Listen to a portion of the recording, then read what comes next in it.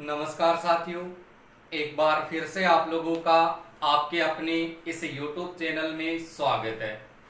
दोस्तों, हम पॉलिटिकल को पढ़ रहे थे और पॉलिटिकल है इसमें हमने मूल अधिकारों के बारे में विस्तार से इसका अध्ययन है वो शुरू किया था। और मूल अधिकारों में हमने कुछ अनुच्छेदों की चर्चा है वो की थी, जैसे हमने अनुच्छेद 12 है, 13 है, 14 है, 15 ऐसे करते करते हमने कई अनुच्छेदों की चर्चा वो कर ली। और दोस्तों, आज हम इस मूल अधिकारों की चर्चा आगे करने वाले हैं। इनमें आपसे क्या क्या क्वेश्चन है वो पूछा जा सकता है। तो देखिए, हमने एक अधिकार पढ़ा था दोस्तों, समानता का अधिकार। दूसरा पढ़ा था हमने स्वतंत्रता का अधिकार। और आज हम देखिए दोस्तों, तीसरा पढ़ते हैं शोषण के विरुद्ध अधिकार। तो दोस्तों, आप वीडियो को शुरू से अंत तक देखिएगा। यानी तीसरे अधिकार को पढ़ते हैं तो तीसरा अधिकार प्राप्त होता है आपके सामने देखो, शोषण के विरुद्ध अधिकार। शोषण के विरुद्ध अधिकार। देखो, शोषण के विरुद्ध अधिकार में क्या बात रखी गई है, क्या क्या क्वेश्चन आपसे एग्जाम में यहां से पूछा जा सकता है। तो यहाँ पर करना क्या है कि शोषण के विरुद्ध जो अधिकार है, इस अधिकार का उल्लेख देखो कहाँ मिलेगा, तो भारतीय संविधान का आपको अनुच्छेद मिलेगा 23 और 24। देखो दोस्तों, 23 और 24 में किसका अधिकार दिया गया है, शोषण के विरुद्ध अधिकार। इससे पहले हमने अनुच्छेद 22 तक पढ़ लिया। अब यहाँ पर देखिए, सबसे पहले यदि अनुच्छेद हम 23 की चर्चा करते हैं तो अनुच्छेद 23 में क्या प्रयोग किया गया है, और जो अनुच्छेद आपका जो 24 है दोस्तों, इस 24 में क्या प्रावधान किया गया है। इन दोनों अनुच्छेदों पर यदि हम चर्चा करें तो इसमें क्या क्या प्रावधान रखा गया है भारतीय संविधान के अनुसार, तो याद रखिए दोस्तों, अनुच्छेद 23 में देखिए आपके सामने बलात् श्रम का निषेध किया गया है। किसका निषेध किया गया है, बलात् श्रम का निषेध। बलात् श्रम का निषेध है वो कौन से अनुच्छेद में किया गया है, तो याद रखो दोस्तों, अनुच्छेद 23 में बलात् श्रम का निषेध किया गया है। और अनुच्छेद 24 की बात करते हैं तो अनुच्छेद 24 में दोस्तों बाल श्रम का निषेध किया गया। बाल श्रम का निषेध। देखो, यहाँ पर कंफ्यूज होने की जरूरत नहीं है। कंफ्यूज हो जाओगी कि यहाँ पर का निषेध है, यहाँ पर भी का निषेध है, यहाँ पर श्रम लिखा है, यहाँ पर श्रम लिखा है, यहाँ पर बलात् लिखा है और यहाँ पर बाल लिखा है।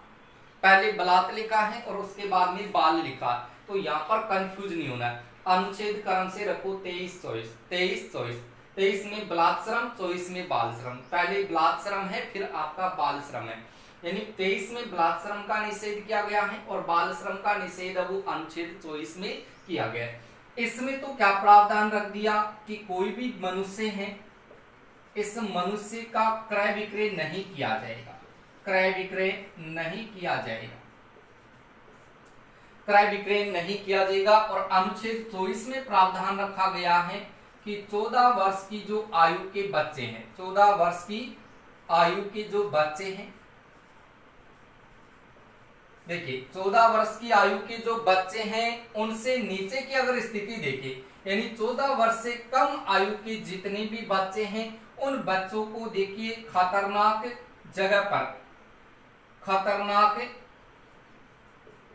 जगह पर या स्थल पर, स्थल या जगह पर यानी कार्य है वो नहीं दिया जाएगा। यानी खतरनाक स्थल की बात करें या खतरनाक जगह की बात करें तो वहां पर देखिए 14 वर्ष से कम वर्ष की आयु के जितने भी बच्चे हैं, उनको ऐसी जगह पर कार्य है वो नहीं दिया जाएगा। अगर किसी ने इनको कार्य करने के लिए विवश किया तो उस पर पाबंदी होगी। ठीक है दोस्तों, तो यहाँ पर देखिए अनुच्छेद 23 में बलात् श्रम का निषेध है और 24 में बाल श्रम का निषेध है। अनुच्छेद 23 में कहा गया है कि मनुष्य का यानी बलात् श्रम या मनुष्य का क्रय विक्रय नहीं किया जाएगा। ऐसी स्थिति में यहाँ पर देखिए, इस समय देखा जाए तो यहाँ पर आप एक अधिनियम भी याद रख सकते हो। देखिए दोस्तों, यहां से याद रखोगे कि बंधुआ मजदूरी निषेध अधिनियम, ये अधिनियम भारतीय संविधान में लगाया गया था कब? 1976 में। यानी बंधुआ मजदूरी निषेध अधिनियम दोस्तों कब लागू किया गया था? तो बंधुआ मजदूरी निषेध अधिनियम है ये 1976 में लागू किया गया था। और उसके बाद में देखिए यहां से आप एक ध्यान चीज और रखेंगे कि जो बाल श्रम का निषेध किया गया है, तो बाल श्रम निषेध अधिनियम, यानी यहां पर दोस्तों याद रखना है बाल श्रम निषेध अधिनियम, निषेध अधिनियम। तो बाल श्रम निषेध अधिनियम कब लागू किया गया था? तो मित्रों याद रखोगे 1986 में। यहां पर याद रखो 1976, यहां पर याद रखो 1986। यानी बंधुआ मजदूरी निषेध अधिनियम तो 1976 में लाया गया और बाल श्रम निषेध अधिनियम वो कब लाया गया था? 1986। तो यहाँ पर याद रखो 2324, यहाँ पर बाल श्रम, यहाँ पर बाल श्रम का निषेध। इसमें याद रखो कि मनुष्य का क्रय विक्रय नहीं किया जाएगा। इसमें याद रखो कि 14 वर्ष की आयु के जो बच्चे हैं उनको खतरनाक जगह पर, खतरनाक स्थलों पर कार्य है वो नहीं दिया जाएगा। ऐसी आपको स्थिति याद रखनी है। और इसमें देखोगे आप 1976 में देखिए बंधुआ मजदूरी निषेध अधिनियम वो लागू किया गया था और 1986 में बाल श्रम निषेध अधिनियम लागू किया गया। तो ये दोस्तों आपका कौन सा अधिकार है? शोषण के विरुद्ध अधिकार। तो इन अधिकारों की आपको पालना है वो करनी है, कर लोगे। आगे चले फिर देखो, आगे बात करते हैं शोषण के विरुद्ध। इसका भी आप स्क्रीनशॉट लेना चाहे तो ले सकते हैं। और स्क्रीनशॉट से अच्छा ये रहेगा कि दोस्तों आप इनको साथ के साथ अपनी नोटबुक में लिखते रहेंगे। इनको ऐसे याद रखना पड़ेगा। अनुच्छेद 23 में क्या है, 24 में क्या है। 23 में बाल श्रम का निषेध है, 24 में बाल श्रम का निषेध है। 23 में आपके सामने मनुष्य का क्रय विक्रय नहीं किया जाएगा। अनुच्छेद 24 में लिखा है कि 14 वर्ष से कम आयु के बच्चे हैं उनको खतरनाक जगह पर काम है वो नहीं दिया जाएगा। ऐसे याद करना, याद करने की कोई जरूरत इनको ज्यादा नहीं है, क्योंकि रटना तो है नहीं, अपन को रटना नहीं है, सिर्फ आपको समझना 23-24। 23 में बाल श्रम का निषेध, 24 में बाल श्रम का निषेध, ऐसे याद रखो, रख लोगे। अब देखिए मैंने यहाँ पर लिखा कि 14 वर्ष से कम आयु के जो बच्चे हैं उनको खतरनाक स्थल पर यानी या जगह पर उनको कार्य करने के लिए विवश किया गया। तो ऐसी स्थिति में देखिए अनुच्छेद 23 से पहले दोस्तों आप एक चीज और ध्यान रखें, अनुच्छेद आपको मैंने 21 पढ़ाया था और 21 में मैंने पिछले वीडियो में चर्चा भी की थी कि हम आगे का जो वीडियो पढ़ेंगे, आगे की इसकी जो स्थिति पढ़ेंगे उसमें हम यहाँ पर अनुच्छेद 21A को भी पढ़ेंगे। देखो मित्रों, जब आप अनुच्छेद 21A को पढ़ते हैं, किसको पढ़ते हैं? अनुच्छेद 21(1) को या A को, ऐसे आप इनको याद रख लेंगे। अनुच्छेद 21(1) या अनुच्छेद 21A, इसमें क्या प्रावधान किया गया? तो दोस्तों यहां पर आपको एक इजी तरीके से याद रखना है कि 6 से 14 वर्ष की आयु के जो बच्चे हैं, यानी 6 से लेकर के 14 वर्ष तक की आयु के जो बच्चे हैं, वर्ष आयु के जो बच्चे हैं, 6 से लेकर के 14 वर्ष तक की आयु के जितने भी बच्चे हैं उन बच्चों के लिए क्या किया गया है? उनके लिए अनिवार्य शिक्षा है वो लागू की गई। क्या की गई है दोस्तों? अनिवार्य शिक्षा। ठीक है, अनिवार्य शिक्षा है ये लागू की गई है। देखोगे यानी भारतीय संविधान के अनुसार देखा जाए तो 86वां संविधान संशोधन, 86वां संविधान संशोधन जो 2002 में पारित हुआ था। 86वां संविधान संशोधन 2002 के तहत अनुच्छेद 21(1) में ये बात कही गई थी कि देखिए यहाँ पर 6 से लेकर के 14 वर्ष की आयु के जितने भी बच्चे हैं उन बच्चों के लिए अनिवार्य शिक्षा है वो लागू की गई है। यानी 6 से लेकर के 14 वर्ष की आयु के जितने भी बच्चे हैं उन बच्चों को देखिए शिक्षा के साथ जोड़ा जाए।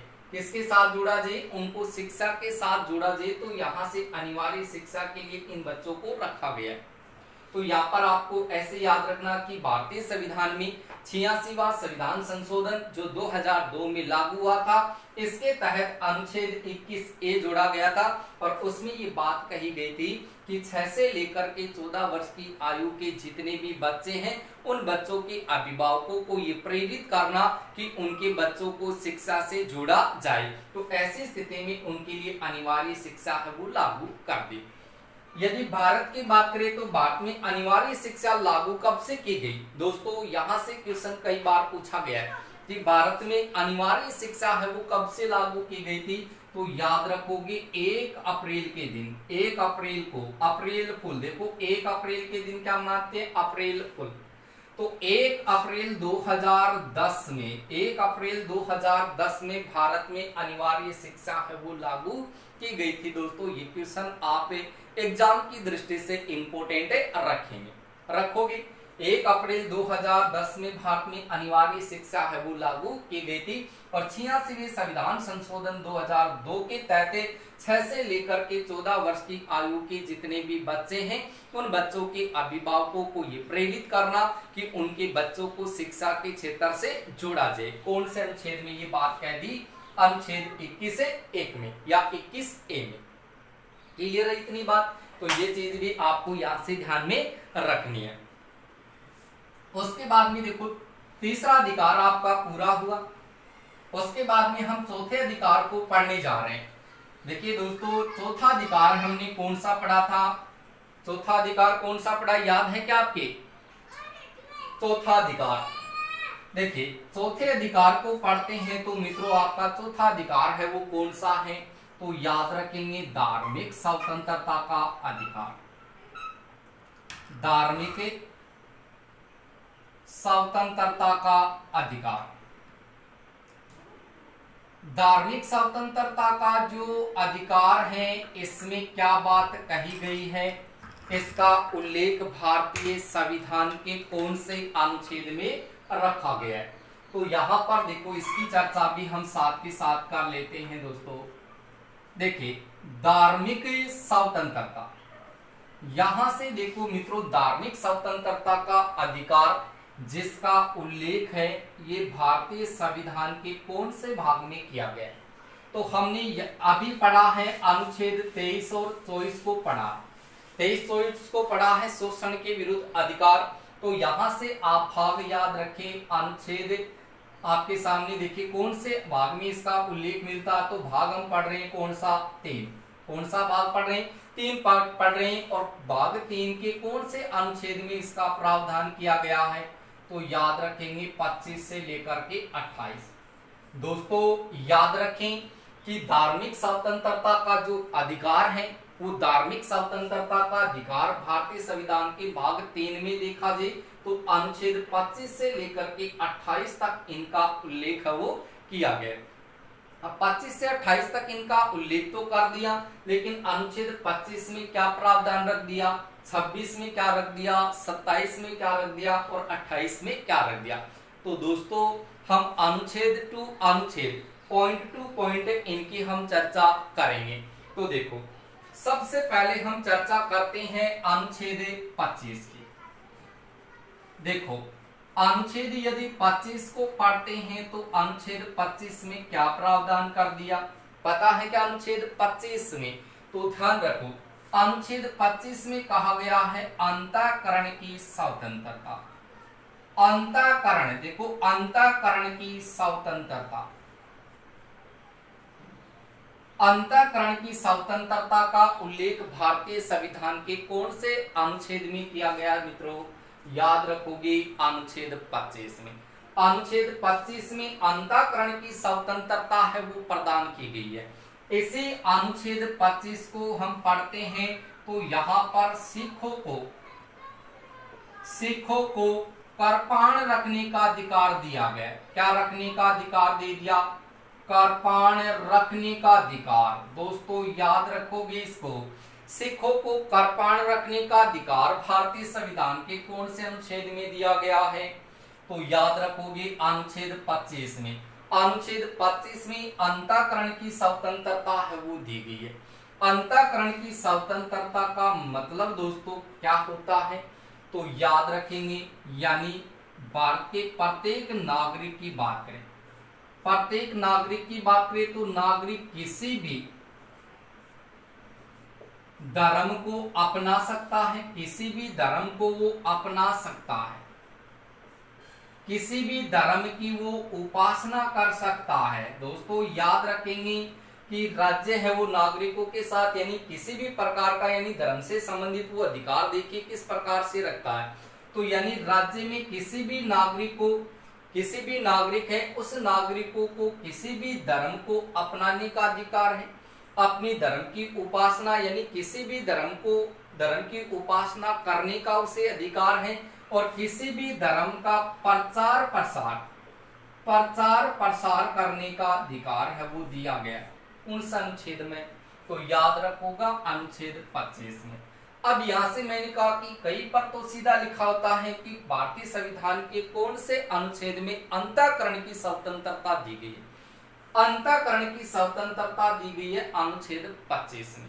इसी अनुच्छेद 25 में कहा गया है कि अंतःकरण की स्वतंत्रता का यहाँ पर मतलब दिया गया है कि नागरिक किसी भी धर्म को अपना सकता है, किसी भी धर्म की वो उपासना कर सकता है, किसी भी धर्म को वो अपना सकता है, किसी भी धर्म का वो कहीं पर भी प्रचार प्रसार कर सकता है। तो वो बात कौन से अनुच्छेद में की गई है? अनुच्छेद 25 में की गई है। और सिखों को कृपाण रखने का अधिकार दिया गया है कौन से अनुच्छेद में? 25 में। कृपाण वो रख सकते हैं और उसको वो अपने साथ लेकर के चलते हैं, उस कृपाण को वो साथ लेकर के कहीं पर भी घूम सकते हैं, उनको ये अधिकार दिया गया। आप लोग अगर कृपाण लेकर के चलोगे तो आपको ये अधिकार बिल्कुल भी नहीं दिया गया। ऐ लेके चल रहे हैं आपके संगे कृपाण, ठीक है दोस्तों। उसके बाद में देखो यहां से बात करेंगे अनुच्छेद 26 के। अनुच्छेद 26 में क्या प्रावधान कर दिया? अनुच्छेद 26 की बात करें तो 26 में क्या बात कही गई है? तो याद रखोगे अनुच्छेद 26 में धार्मिक मामलों के प्रबंधन की स्वतंत्रता। देखो, धार्मिक मामलों के प्रबंधन की स्वतंत्रता का उल्लेख भारतीय संविधान के कौन से अनुच्छेद में किया गया है? तो याद रखोगा अनुच्छेद 26 में। अनुच्छेद 26 में धार्मिक मामलों के प्रबंधन की स्वतंत्रता का उल्लेख किया गया है। यानी यहाँ पर अंतःकरण की स्वतंत्रता और यहाँ पर धार्मिक मामलों के प्रबंधन की स्वतंत्रता। तो धार्मिक मामलों के प्रबंधन की स्वतंत्रता का उल्लेख भारतीय संविधान के अनुच्छेद कौन से में कर दिया गया है? अनुच्छेद 26 में। उसके बाद में मित्रों यहां से आपको याद रखना है अनुच्छेद 27। अनुच्छेद 27 में क्या प्रावधान कर दिया? क्या प्रावधान किया गया है अनुच्छेद 27 में? तो यहां पर आप लोग ध्यान रखें कि धार्मिक मामलों में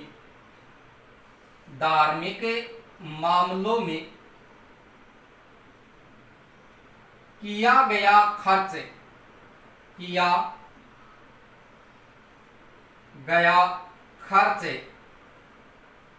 कर की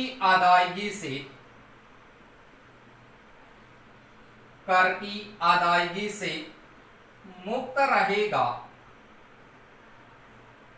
ये लो जी, अनुच्छेद 27 को जैसे आप पढ़ेंगे तो अनुच्छेद 27 में प्रावधान कर दिया कि धार्मिक मामलों में किया गया जो खर्च है वो खर्च कर की अदायगी से क्या रहेगा? मुक्त रहेगा। दोस्तों इस क्वेश्चन को आप सबसे ज्यादा याद रखेंगे। कई बार एग्जाम में क्वेश्चन आता है कि धार्मिक मामलों में किया गया खर्च कर की अदायगी से मुक्त रहेगा। कौन से अनुच्छेद में बात कही गई है? 27 में। ये बात याद रखोगे अनुच्छेद 27 की। 27 के बाद में अनुच्छेद देखिए आपके सामने मित्रों आता है अनुच्छेद 28। 28 में क्या प्रावधान रख दिया?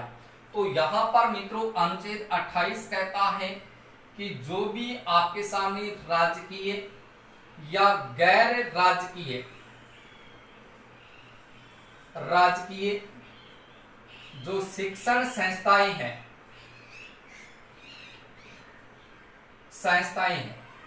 यानी जो राजकीय व गैर राजकीय जो शिक्षण संस्थाएं हैं वो संस्थाएं देखिए धर्म से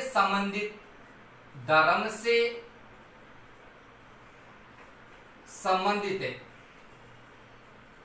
शिक्षा प्रदान नहीं करेगी, नहीं करेगी। ये बात आपको याद रखनी। इसका मतलब देखो क्या है, यानी अनुच्छेद 28 कहता है कि राजकीय व गैर राजकीय जो शिक्षण संस्थाएं हैं वो धर्म से संबंधित शिक्षा है वो प्रदान नहीं करेगी, धर्म से संबंधित थाने शिक्षा को नहीं दे।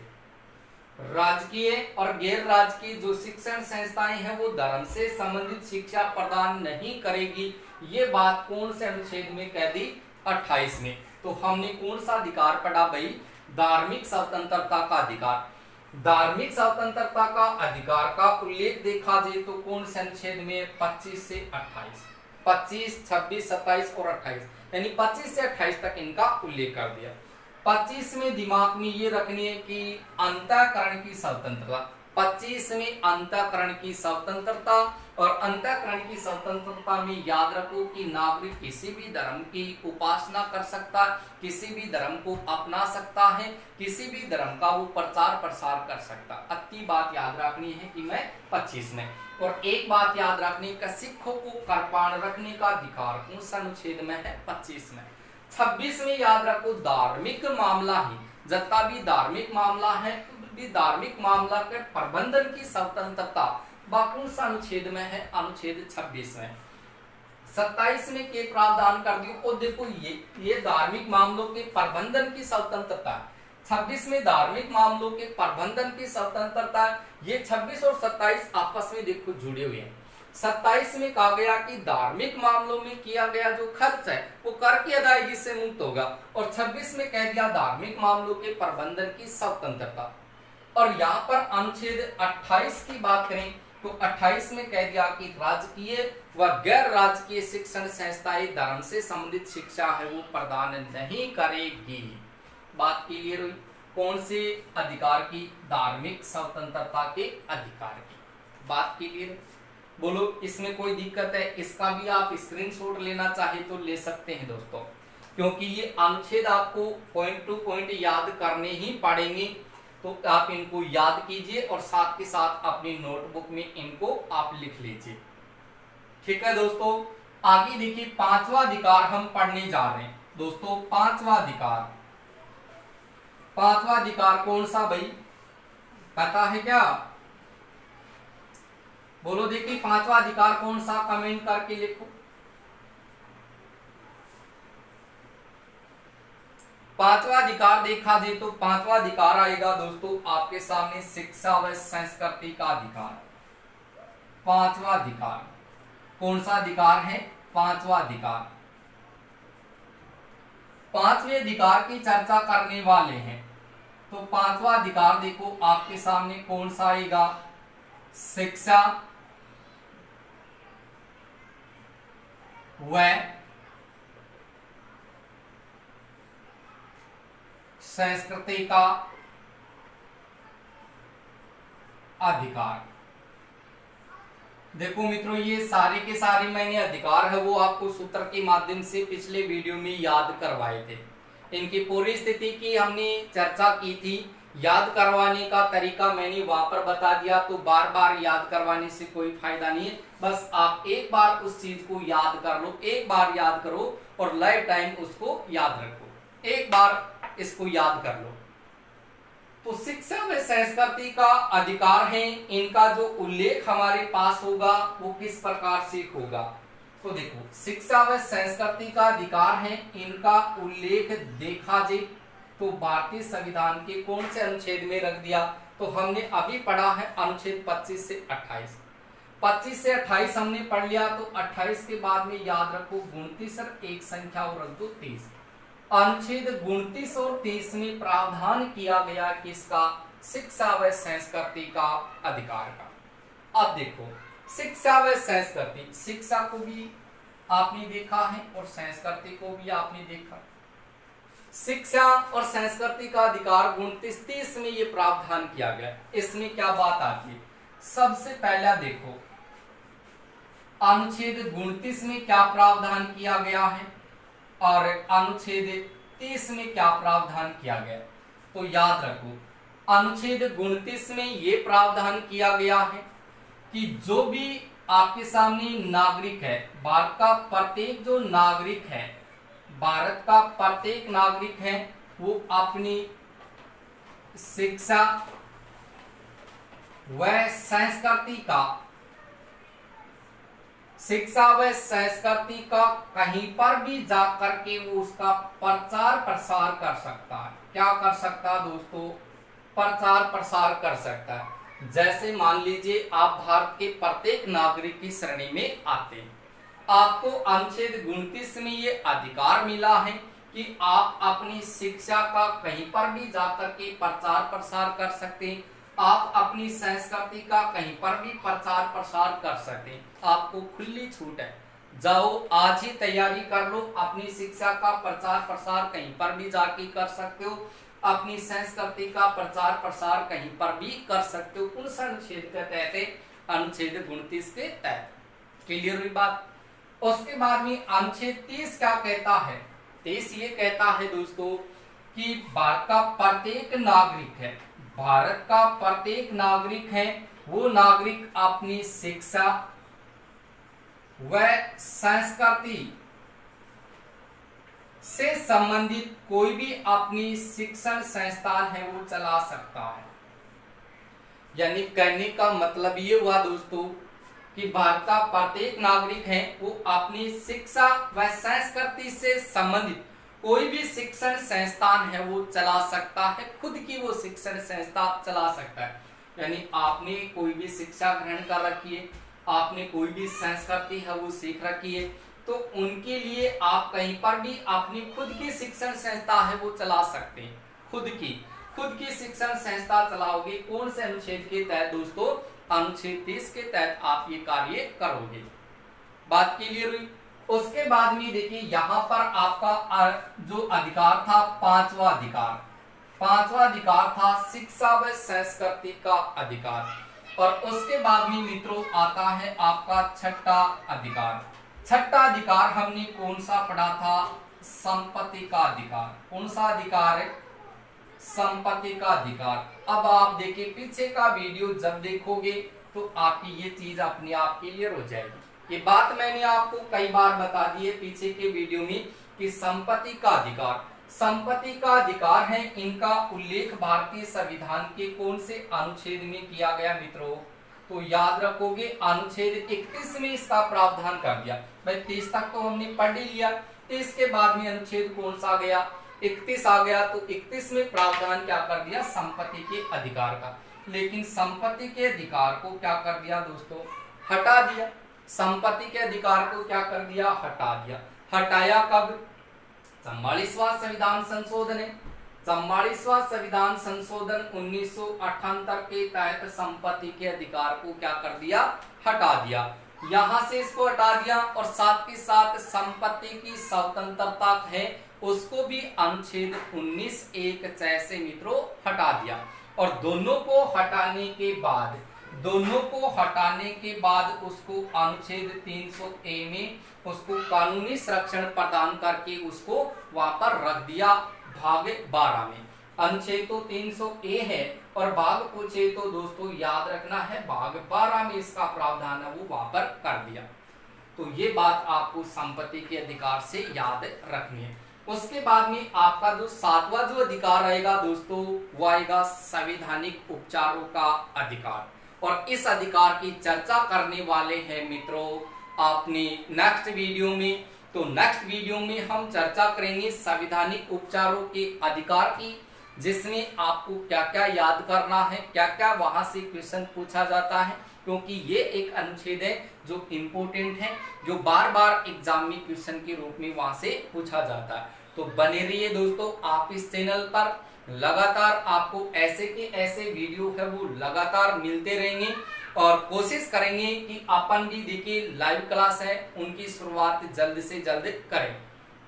तो दोस्तों मिलते हैं नेक्स्ट वीडियो में और वीडियो को आप शुरू से लेकर अंत तक आप जरूर देखिए, ठीक है दोस्तों। और वीडियो को लाइक करना ना भूलें, ठीक है दोस्तों।